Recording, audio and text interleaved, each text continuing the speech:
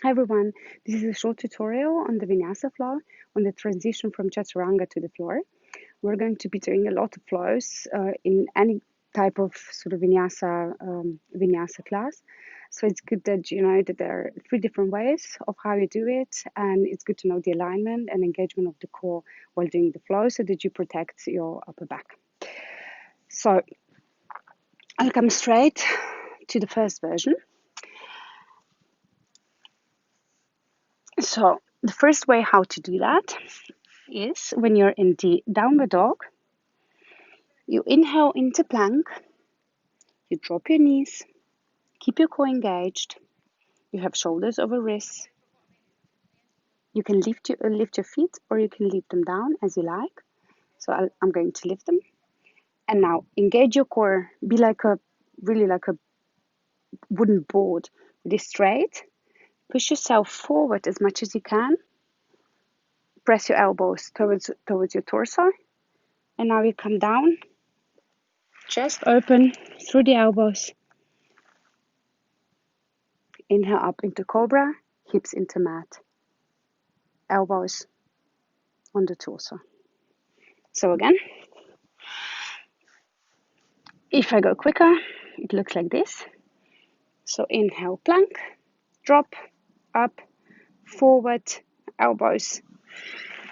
Exhale, inhale, cobra, hips into mat, opening the chest, shoulders relaxed.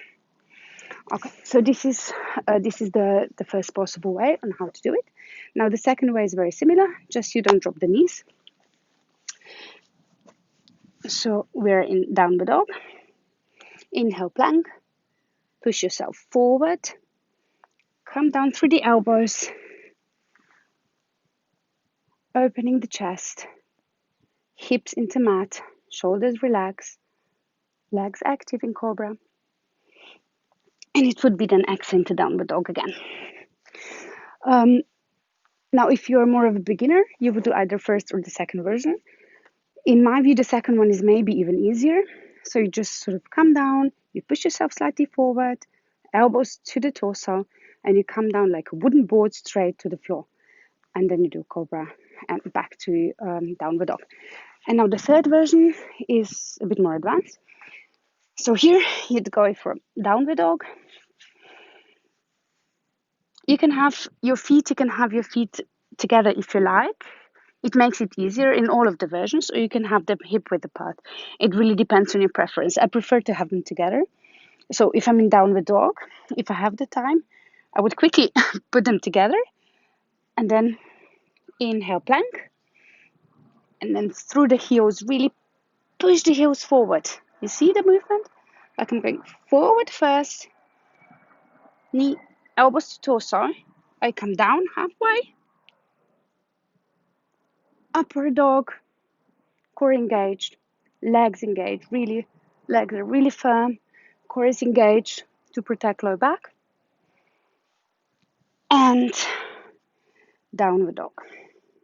So again, I put feet together, inhale plank, pushing myself forward, exhale halfway, chaturanga, inhale upward dog, core engaged, and exhale into downward dog.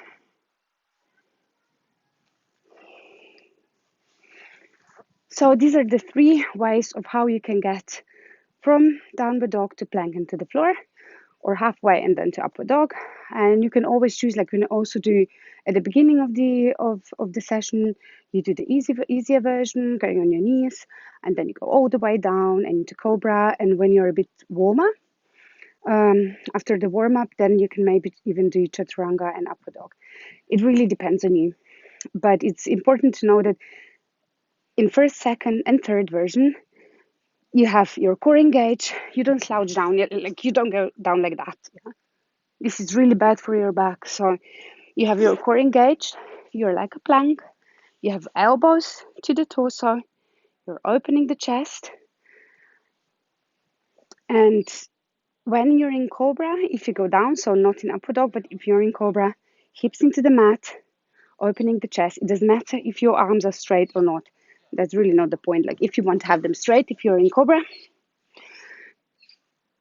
hips into the mat, and if you want to straighten them, you can always go a bit further in the corners of your mat, and that's how you will have the hips into the mat and still arms outstretched and straight.